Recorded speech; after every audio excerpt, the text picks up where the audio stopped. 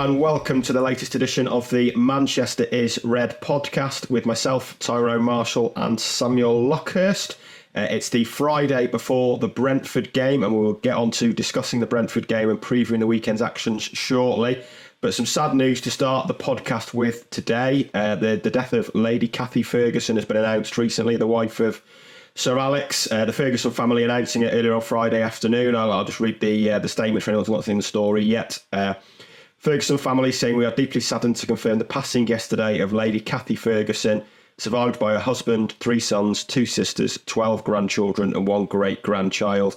The family asked for privacy at this time." Lady Cathy was 84. Manchester United released a statement as well. "Everyone at Manchester United sends our heartfelt condolences to Sir Alex Ferguson and his family on the passing of Lady Cathy, a beloved wife, mother, sister, grandmother and great-grandmother, and a tower of strength for Sir Alex throughout his career." Both men's and women's first teams will be wearing black armbands this weekend. United's men's first team against Brentford at Old Trafford tomorrow, and the women's team against Arsenal at Leeds Sports Village tonight. And the flags have been lowered to half-mast at Old Trafford as well, in tribute to Lady Cathy. Samuel, some very sad news on this Friday. Indeed, and she played a pretty significant role in the modern history of Manchester United as well, when she woke up her husband from a nap in early 2002 and told him he wasn't retiring. Ferguson had decided at the conclusion of the previous season that 2001-2002 season, that was going to be his last one. But just beyond the midway point, he was told otherwise by his wife and their sons, Jason, Darren, and Mark as well. They were in agreement with her, and I think he said, in looking at the quotes at the time, it was almost the jolt that he hoped for. He kind of hoped that they would do it, but it was still instigated by his wife, and it's very rare that the wife of a football manager is actually serenaded by supporters on match day. But that is what happened. You did have United fans singing "Every Single One of Us Loves Cathy Ferguson," and you just look at what United won after that turning point in early 2002. During Ferguson's tenure, it was 6 more titles. It was 3 League Cups, an FA Cup, a Champions League and a Club World Cup, which is in itself an extraordinarily successful period. And it's a sliding doors moment. What would have happened had she not woken up her husband? But they were married for nearly 60 years. I think they were married for 57 years. So 57, it's probably worth tracking down for those who haven't seen it. It's the best Ferguson documentary, 1998. It's the Alex Ferguson story. It's out there on YouTube, and it captures home life with the Fergusons at their house in Wilmslow, and the repartee between Cathy and Alex. And it's very warm. And there's one clip in particular that was filmed on the morning of a Good Friday match when United were about to play Liverpool at lunchtime. United were wobbling in the title race. Arsenal eventually prevailed and wrested the title off United that season. But any hint of tension or anxiety in Alex Ferguson is completely absent. He's just enjoying the repartee with his wife over the breakfast table.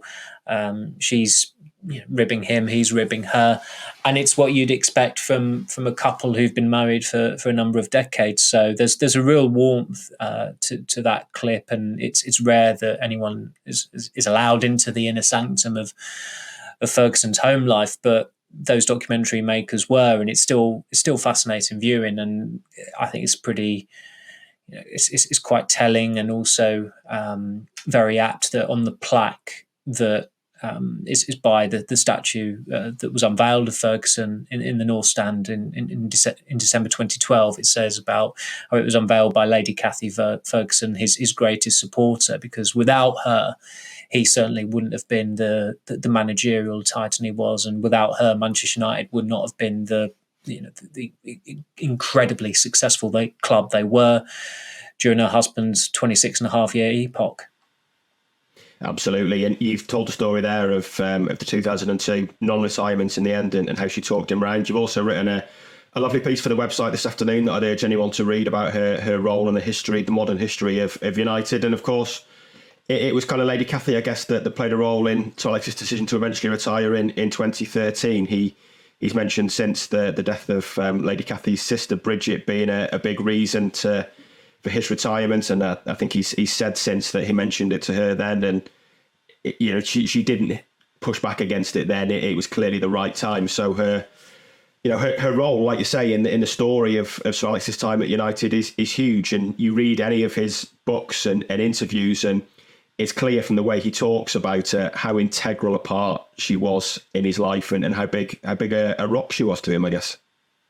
And the marriage as well. It was a Protestant family and a Catholic family coming together in Glasgow in the 1960s, which it would have been an extremely fraught period, to put it mildly. It still is, obviously, between Celtic and Rangers. It's one of the biggest rivalries in world football because of, or main, a big reason for that is religion and beliefs. And I think in his documentary in 2021, Ferguson, those early years, his formative years in Glasgow, are probably the most interesting.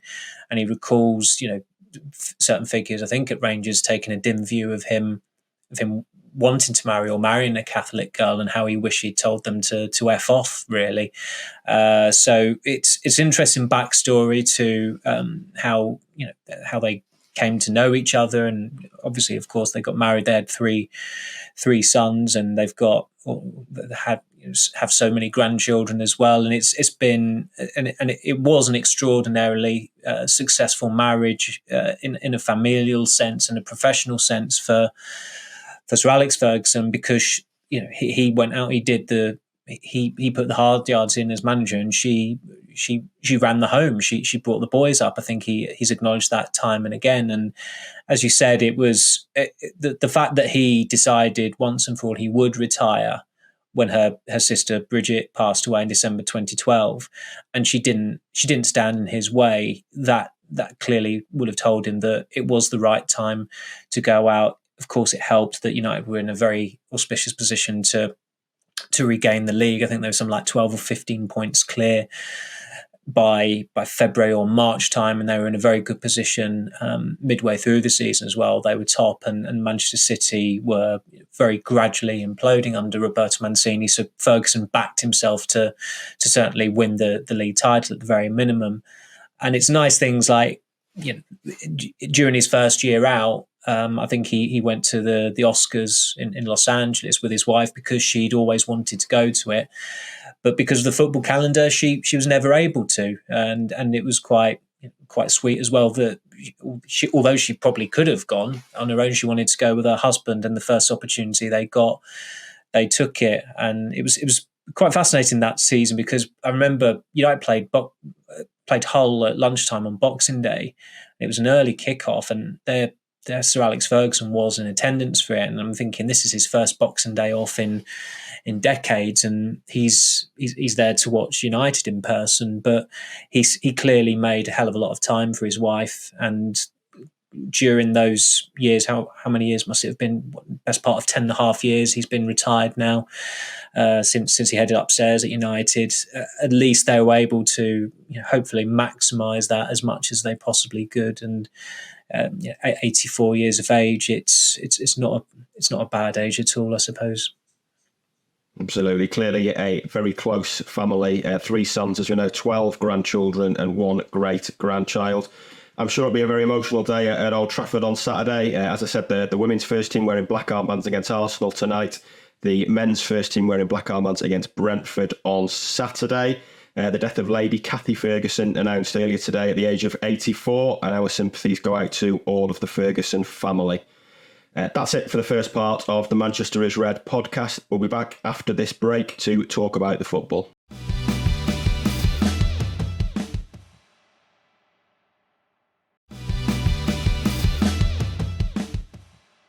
Welcome back to the Manchester is Red podcast. It's been another busy week for Manchester United on and off the pitch. We'll come on to on-pitch matters very shortly. To start with, Samuel, in the wake of the Galatasaray game and the Galatasaray defeat, there's been more takeover stories. You've done the story this week about Sheikh Jassim's bid remaining on the table. Suggestions that Sir Jim Ratcliffe has now submitted a bid for 25% of the club.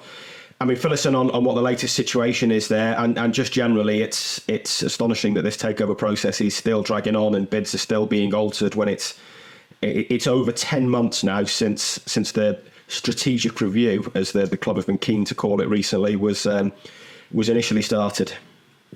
Christ, yeah, it's the topic that really, I think for both of us, it's not a particularly stimulating subject to discuss, because it's just dragged on for so long, a preposterous amount of time.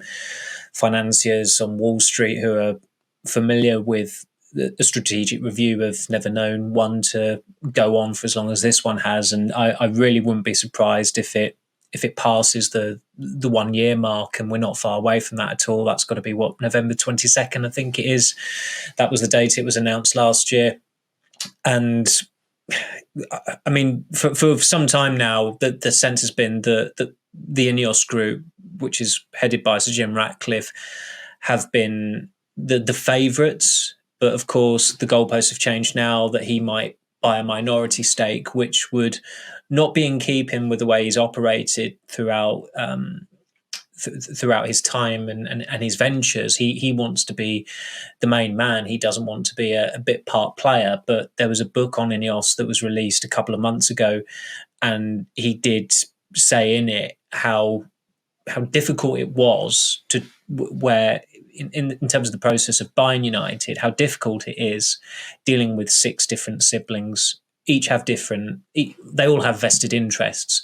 And for some time now, Joel and Avram have been of the opinion they've gone from being reluctant to sell to now just not wanting to sell. That has intensified this year. Their thinking is that this 6 billion figure that United are supposedly valued at might rocket in a year's time or 2 years' time, with Saudi Arabia money coming into the game, and a lot of that is being poured in. The Saudi Pro League say they're backed by 10 years worth of money, and of course they spent an awful lot of it in the summer, and they are going to want to become a big player in football, and that does have a knock-on effect in terms of the valuation of clubs and other continents, and particularly the big clubs. And that may account for why the Glazers have just been dormant, and why Sheikh Hassim's team are still awaiting a response. They say that premium offer is still on the table. It's believed to be in the region of £5 billion. It's for 100% ownership of the club. When the statement, the pitch for owning the club was released in February, I think a lot of United fans liked the sound of it, because it did tick a lot of the boxes, and it was probably a more impressive statement than the one that was released on Sir Jim Ratcliffe's behalf. And of course, I think Ratcliffe is not as popular with a certain demographic of United fans in terms of this whole process, because he made the mistake last year of saying how nice the Glazer family are. United fans don't want to hear anything nice about the Glazer family. The only nice thing to hear about them, as far as they're concerned, is that they're gone. They're not owners anymore. And of course, that's still not the case. But of course, if you ask Jim Ratcliffe, you're not going to say they're a bunch of, you add expletive there. You're not going to be antagonistic towards them, because you're negotiating with these people. And it's probably a better negotiating tactic to be diplomatic, to be, almost offering faint praise here and there when you are asked about the whole process. And that, I think he was asked that question before, a number of months before, certainly before the strategic review had been announced, but it had been established at that point that he was certainly interested in buying United. He was quite quick off the mark there, going back to, I think, the start of last season, in fact, when United had a pretty dreadful first couple of games against Brighton and Brentford, and the state of the nation was, in terms of the mood, it was probably worse than it is now, even though they've had a much worse start to this season. And so we wait for something concrete to come out, some form of communication. Our colleague Simon Peach was telling me the other week that Joel Glazer had been quoted on something, but unfortunately for us and United supporters, it was in relation to the NFL and the Tampa Bay Buccaneers, which of course are the NFL franchise that the Glazer family own. the last thing Joel Glazer has been quoted as saying on Manchester United was his statement in the strategic review. We tried to speak to Avram Glazer in New Jersey. We didn't get very far. I think he said something like, I'm just here to enjoy the game. When Laurie Whitwell, our colleague, tried to get something out of him, and that's about as successful as we've been so far. And it's probably the closest we're ever going to get to Avram Glazer as well. We some of us were caught a little bit unawares of him when he walked past us in the midfield as we were waiting to speak to a player or Ten Hag, and it would have been much better to have spoken to him. But I think we all knew that he was not going to say a hell of a lot to us, and he didn't say a hell of a lot to Laurie either. And as I said, we're waiting. The fans are waiting, but I'm on behalf of United supporters, I wouldn't say that I'm hopeful for a full sale. Everybody knows the Glazers. For United to become, I think, a real true force again, I think the Glazers absolutely just have to go. I think they are the biggest problem. Nobody's getting away from that. And there are interested parties, but the fact that we are we're approaching the 1 year mark since this strategic review was announced. In some ways I'm surprised, in some ways I'm not surprised, because it's the Glazers and nothing seems to be straightforward with them, and where silence is golden to them. I mean, it's almost newsworthy if you doorstep Avram Glazer and he doesn't say anything, because at least you're there and you're peppering him with questions. And that was the case post Super League a couple of years ago when some reporters in America tracked him down. But this family seems to be elusive. I mean, Joel Glazer, you don't see anything of him. It'd be fascinating to see any footage of him or see any kind of engagement that he has or interaction with a United supporter, but it would purely happen by chance. And even then, in this modern age where you've got, anyone can get their phone out and record it in a couple of seconds, but nobody's ever had that kind of footage. He is. It feels like he's borderline reclusive. Absolutely, yeah. And talking of the manager, then you were at Erik ten Hag's press conference at Carrington earlier today. I mean, before we get into the details and the nitty gritty of what he said, I guess, I mean, what was his mood like? It's a manager who's lost six in 10 games this season, who is under some pressure. Certainly, did he seem like a man under pressure at Carrington today? I wouldn't have said so. No, he seemed quite bullish. It did help that the press conference started with him interacting with John Shields, the chairman of the Manchester United Foundation, about this very worthy coat initiative for the game against Brentford. They're encouraging fans who attend the game to bring their own, to bring coats that essentially are surplus that people don't use anymore, to donate to children who need them, really. I mean, John Shields did a brief presentation to us before Ten Hag came into the room, and in their research, they thought that kids would want hot meals, they'd want food to keep them going, and when they did a survey with children in deprived areas, and what they discovered was that they want coats, they want warmth, which is a heartbreaking thing to hear. But the Manchester United Foundation have sprung into action and done this very worthy initiative. And a few of us who were there today were made aware of this presentation or this announcement coming before Ten Hag entered the room. I think the foundation have posted about it quite a bit in recent weeks. But some of us who went there today took some coats along that we don't need anymore, coats that our kids wear, because that's another important thing. They say that if you've got primary school age coats that are no longer needed, that's ideal, because it's the coats mainly go to children. They'll go to local children. They'll go also to children in Ukraine. And Ten Hag, as a symbolic gesture, he donated his United coat. I saw some women players as well. They donated their coats. So plenty are stacking up, but if everyone can donate one tomorrow, and it's, as John Shields said, it's going to be quite decent weather tomorrow, so you don't necessarily need your coat, and it's probably wise to go to the game wearing a coat that you have no intention of wearing again, taking it off and putting it at one of the 6 bag drops around the stadium. So that that in a lot of ways, that is the best of Manchester United. That is Manchester United having a connection with the local fan base, with the match goers, doing something worthy for the community, as the Manchester United Foundation have done for a many number of years. And then, of course, the press conference started, and he wasn't particularly quotable, but he did acknowledge some of the problems with the team. And I thought it was quite interesting that when he was informed of how the win percentage had dropped since the League Cup final, which a lot of fans have looked at and thought that has been the turning point in United not being quite right. And certainly, I think Ten Hag's win ratio up to and including the League Cup final was 69%. Since then, it has plummeted to 50%. So there's certainly been a hangover from that, and he acknowledged that. He said Marcus Rashford is struggling, but he's convinced he'll catch fire. He used that phrase. I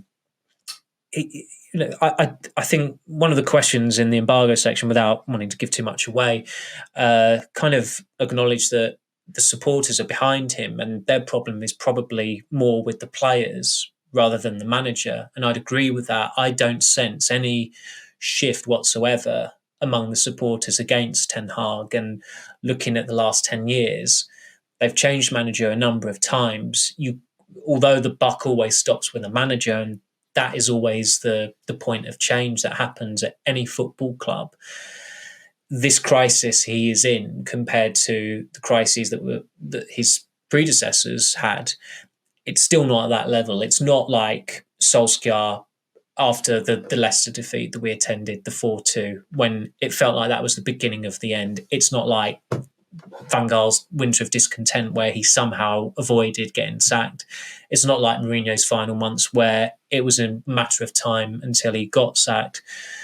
And David Moyes, I called it the Chides of March in 2014, when he oversaw back-to-back home league defeats, 3-0 league defeats to Liverpool and Manchester City. I mean, that is a hell of a lot worse than what's going on at the moment. I mean, Solskjaer's last month was more like that, because they did get hammered by Liverpool and they did get hammered by City as well. So Ten Hag is nowhere near that point yet. But the defeats are becoming more damaging. And if they were to lose to Brentford, I don't think they will. Brentford have had a really poor start. That said, I didn't think that they'd lose to Palace at home in the league last week. But if they were to lose to Brentford, I think it'd be the first time since February 1979, since they've lost 3 home games on the spin in the league in a single season. And if they were to, and I think as an overall, if they lose tomorrow, it'd be the first time since October 1962 that they've lost just 3 games at Old Trafford in all competitions, which is an extraordinary stat. And these stats have been tumbling in the post-Ferguson era, but there is still one or two that are there to be toppled. But it's obviously a record. It's an unwanted record that United would want to avoid. And he's still limited in terms of what he can do. Reguilon's not back. They've not got a specialist left back. That's a problem given the way Amrabat has performed there. So that's certainly got to be something under consideration as far as his selection strategy goes, because I do think there need to be meaningful changes from the Galatasaray game. Absolutely. We'll come on to the changes we're making and the team news in part 3 of this podcast. Yeah, I think you're right about Ten Hag's standard. I think we've both written pieces this week about how he's got things in his favour and maybe advantages that his predecessors didn't have. His approval rating is much higher. I was looking at this way. I think Solskjaer got sacked after a run of 7 defeats in 13 games. Mourinho after 7 defeats in 24 games at the start of that 2018-19 season. 6 defeats in 10 looks worse than both of those. But I think the fans remain fully behind Ten Hag, and I think there's a greater degree of faith that he can turn it around compared to maybe those two that couldn't. Mourinho probably for reasons of unity as much as performances. So yeah, I think we're still a long way from fans turning on him and the pressure being ratcheted up to that degree. But this is certainly a huge game this weekend. And in part 3 of the podcast, we will talk about Brentford at home.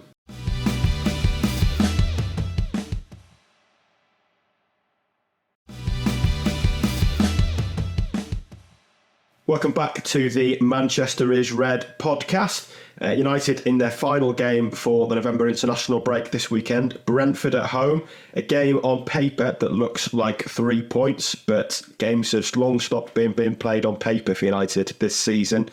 Samuel just reeled off the potential stats and records that could fall if United do lose this game. It flashed up on Sky Sports earlier that Brentford hadn't won at Old Trafford since 1937, and that felt like the kind of record that you should make a note of that could go this weekend. I think the last 10 and a half years or so since the retirement of Sir Alex Ferguson has seen so many of those records go. Teams who hadn't won at Old Trafford in 30, 40, 50, 60, 70 years have gone and won there.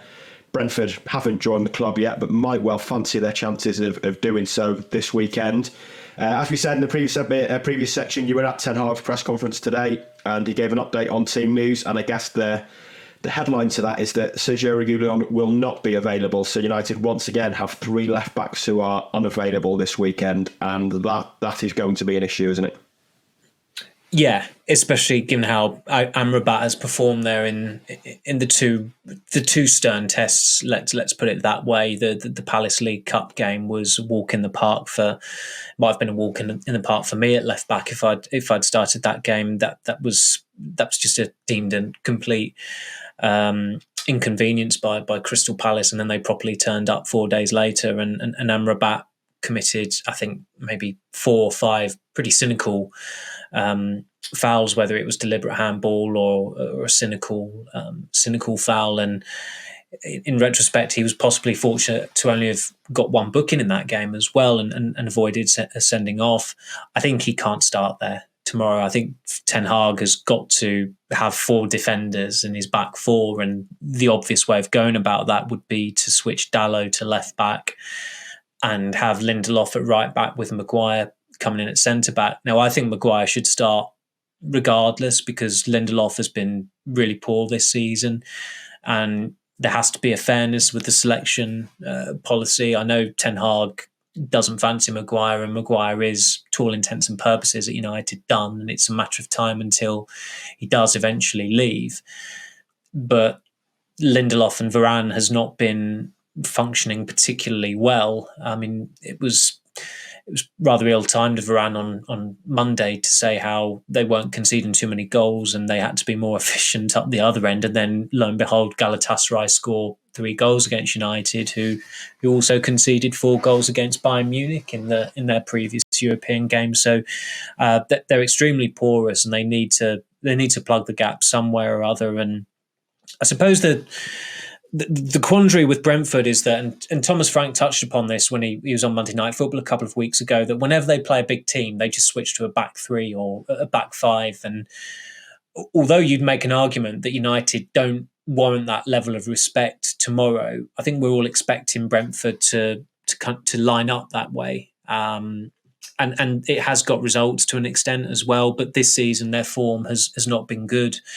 They're always bound to miss Ivan Toney. You look at their squad now, and it doesn't seem quite as fresh or as fearless as it did 18 months ago, or even sooner than that. I mean, last season they had a terrific season, but they've hit that ceiling now, and where do they go from here, especially when their number 9 is suspended and unavailable until the new year. That's a huge issue for them, and they've not particularly coped well in those circumstances.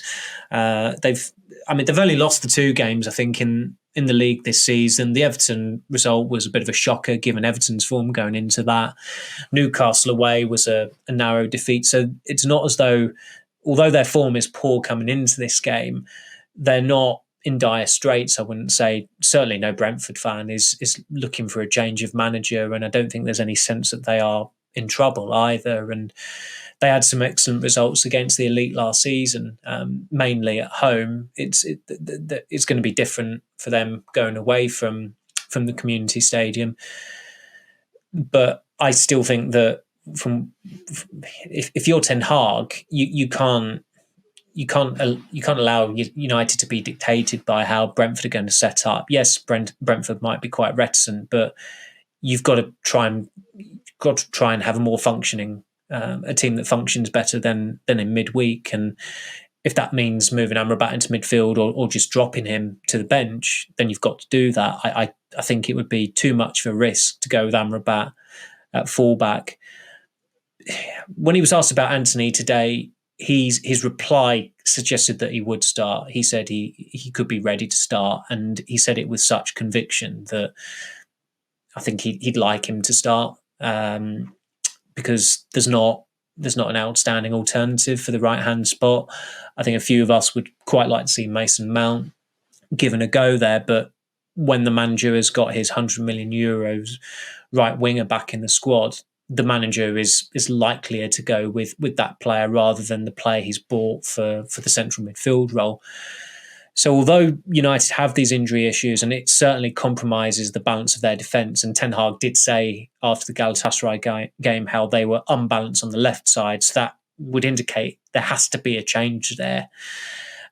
They were still probably only 2 players shy of their strongest team against Galatasaray. They've still got good quality and depth in key areas, in midfield, on the wing.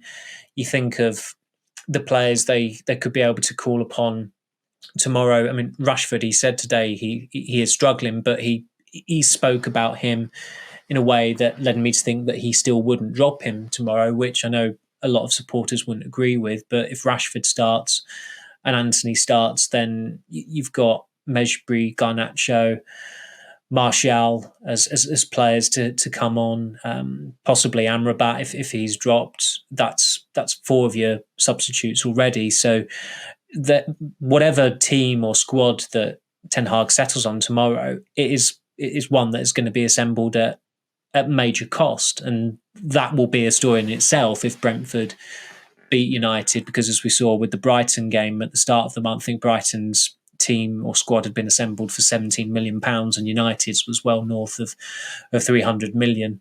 So that's a bit of added pressure, but I still think that the way Brentford approach these games and their form going into this one, and the need for United to win, my gut feeling is United will at least avoid defeat. Yeah, I mean, you would certainly hope so against the Brentford team out of form. It feels like their poor form has kind of crept up on us really this season. They started pretty well, a 2-2 draw against Tottenham on the first day, which in retrospect looks like a really good result, and then 1-3-0 away at Fulham. But since then, no victories, lost 3 games recently, drew at Forest at the weekend, and obviously still without Ivan Toney. It does feel like the freshness they brought to the league last season, like you say, is disappearing a little bit, and it will be interesting to see how they set up. They do use that back 3 a lot. Obviously used it against United in that 4-0 at Brentford last season. But you mentioned the players available to United there and how strong the midfield and the front 3 could look. The vulnerability to United at the moment feels like it is in defence. I'm with you. I would look to find a different solution at left back. That probably means Dallow, and I'd play Lindelof as well at right back, I think, and then Varane and Maguire at centre back. But it feels, when you list that back 4, it feels one that's pretty gettable, pretty vulnerable. And you wonder if Brentford might just look at it and think the best form of defence might be attack here, and that they fancy their chances of scoring. And you've not just got the defensive issues, but obviously Andre Onana as well, whose confidence already seems to be pretty low. 18 goals conceded in 10 games. Teams are creating good chances against United, and the goalkeeper's not saving them, basically. And that defensive record is probably the biggest area of concern at the moment going into this game and the forthcoming games, isn't it? Well, it was defensively last season. They were really good, apart from these thrashings that were peppered throughout the season. Brentford being the first, City conceded 6, 7 conceded at Anfield, but they ended the season with the most clean sheets in the Premier League. And the rebranding of that back 4, certainly in the early months, was of this Latino rebranding, if you like, was very well received, with Dallow coming in, and not coming in, sorry, but certainly improving at right back, and Martinez coming in and being such a terrific signing. And prior to his injury, he didn't look like himself. He did look like a player who was maybe being troubled by a recurrence of an injury, and unfortunately for United, that's proven to be the case. The issue I've always had with their defence is that although their back four on paper of like the first choice one, I'd always say would be Dalot, Varane, Martinez, and Shaw. The alternative back four, the quality I just think is really quite lacking. And Reguilon has come in, and it's a pretty poor situation that United are in, that Reguilon is deemed such a big miss, and that's not a slight on him. He's done really well since he came to United, but from the evidence I've seen of him playing at Tottenham, United, and Sevilla, is that he's not very good at defending. And United certainly need a fullback, a left back at the moment, who is competent at defending. And Malacia is not particularly good at defending either. His United career so far has been underwhelming, to put it politely. And of course, in the summer, ideally, United would have sold Maguire to West Ham, and they'd have brought a replacement in. And then it's a little bit more in Ten Hag's image. Coming into this weekend, at least one of Lindelof and Maguire have to start. Lindelof had a really good run in last season, and his form at the start of this season has been the polar opposite. And there's something about Lindelof, I've thought this for a long time as well, that when it rains, he looks particularly weak. He's not a very physical defender anyway, but there's something about the change of weather that makes him look even more gettable. And I thought he was actually doing all right the other night. He made a couple of key interventions or blocks, and then it got to looking back at that, I think it was the second goal, just how off the pace he was, his positioning, it was dismal. And this is someone who's been at United for over 6 years, and someone that, to put it politely, really that average, just above average at best. For them to have stayed at United that long, that shows how far the standards at United have dropped. And yet tomorrow he probably has to start, just because of the defensive issues they've got at the moment. And of course, Maguire was always going to get selected for the England squad. I think he could have not had a single kick between the September and October internationals, and he'd have still got in. And let's face it, he barely has had a kick. I know he played in the League Cup game, but it's a League Cup game. His cameo against Palace last week was very short-lived and memorable only for him punting the ball against Alejandro Garnacho out for a throw-in, which rather typifies Maguire's last 2 years in a United shirt. And so whatever Ten Hag might think of these defenders, that defence he puts out tomorrow, he can't be content with. He can barely be sanguine with it. And I think although Brentford have got some decent players who can harm them, and Buemo's been a really good signing for Brentford, and he's taken to the Premier League very impressively as well, they're not, I don't feel on United's behalf this air of portentous. It doesn't feel as portentous as it did in midweek, where you saw Zaha, Icardi, Dries Mertens, even though these players, we're judging them mainly on their reputations, the way things have been going, reputational damage, if you want to call it that, is enough to get you a goal against Man United, it feels like. So I think the way Brentford play could be a big help. But if Brentford opt to play expansively, that might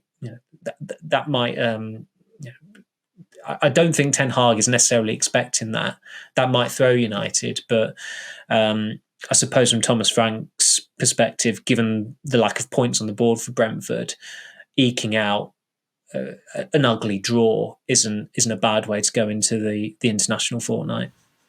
Yeah, let's try and finish on a positive then for anyone listening to this on Friday evening or Saturday morning. If there is anything likely to get fans going tomorrow, quickening their stride to Old Trafford, it is Rasmus Højlund, isn't it? And I think there's going to be a lot of excitement at seeing him extremely unlucky to finish on the losing team in midweek. We spoke briefly on Wednesday about the impact he made on that game and how unfortunate he was. 2 really well taken goals, took his disallowed goal very well too, and he feels integral to United already. I think from what we were told in pre-season, there was a sense that he wouldn't be starting every week, that they'd maybe use Rashford or Martial through the middle. They were conscious that Højlund was a pretty inexperienced 20-year-old, really, given he'd had one season in a big five league and hadn't played every week for Atalanta. But the impact he is making is making him completely undroppable at the moment, isn't it? Oh yeah, and as I said in midweek, what was particularly impressive about his performance against Galatasaray was it was on the back of a bad day for him against Crystal Palace, where he had 3 really good chances, didn't score. United didn't score, and they lost at Old Trafford. As a striker, it doesn't get much worse than that.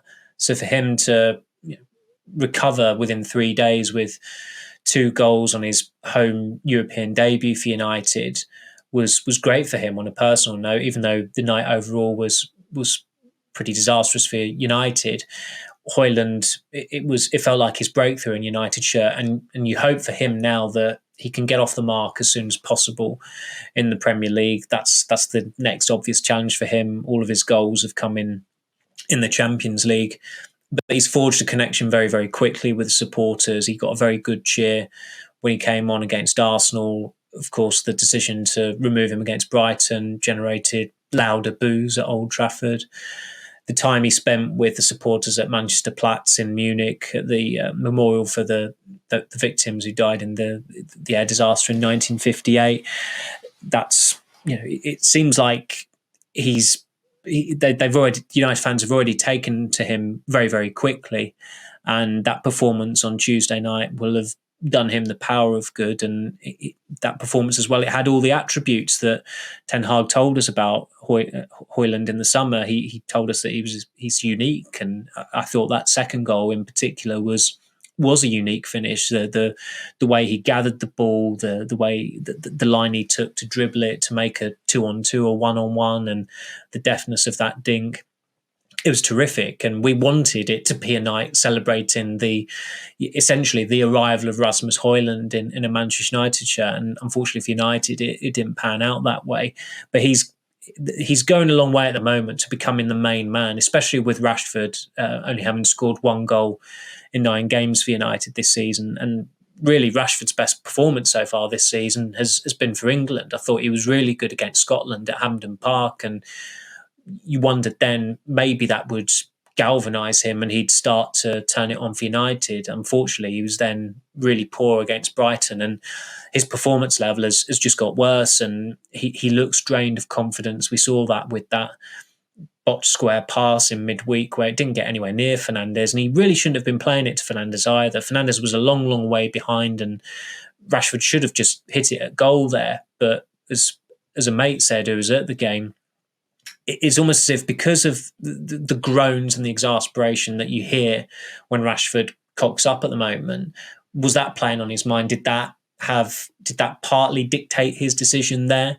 Because he's there thinking, well, if I don't pass this, I'm going to get stick, because if I shoot and it doesn't go in, I'm going to get even more stick. And in the end, he makes the pass. It doesn't reach for Fernandes. It's just this 70-odd thousand fans sighing in unison, and he's having to hold his hand aloft apologetically. And Fernandes, I thought, was really, really poor in midweek, to the point that his leadership was also poor, in that he was bickering with teammates. He was doing something wrong and then looking for someone to blame. On that occasion, rather than have a pop at Rashford, he clearly sensed that Rashford is so drained of confidence at the moment, it would have done him no good whatsoever. So he just buried his head in his hand, and that is the way it's going for Rashford at the moment. I know a lot of people would have Garnacho starting against Brentford, and I completely understand that, and I'd probably go along with them, because sometimes, and we've had this with Rashford before, the best way to jolt a player or galvanise them is to drop them, then bring them on in a game and see what happens. And if they get a goal, then their form might pick up. So Ten Hag has been, I think he's managed selections really well by and large United, but this season I don't think he's been as ruthless as he was last season, especially with interval changes. Garnacho probably should have come on earlier against Palace, and when he did come on, it was for Pellistri, who was just hitting his stride. And when Garnacho comes on, he's going on the left, so Rashford comes on the right, and Rashford was anonymous on the right because he doesn't like playing there. And then he eventually went off. So United, effectively, they were playing with 10 men, because Rashford was in a position that as soon as he got the nod that you're going to have to switch on the other side, his body language it was negative. He was not going to react positively to that. You knew it. It would have been a lot more beneficial for United to have had Pellistri stay on in the position that he plays in, and Garnacho coming on in the position he plays in. So that ruthlessness that Ten Hag displayed last season, it has been lacking this season. I think the only player who's come on as a sub at halftime has been Lindelof, oddly, in 3 different games. So if United are in a pretty dire state at halftime tomorrow, you'd hope those are really proactive move. I forgot Christian Eriksen in the week against Galatasaray, and I imagine that was tactical because Hannibal Mejbri didn't really do much on the ball, which is the criticism you'd have of him across these first team appearances. He's bustling about, he's working really hard, but when he's getting the ball, he's not making the difference that you'd hope a playmaker would make, and that's got to be his next challenge.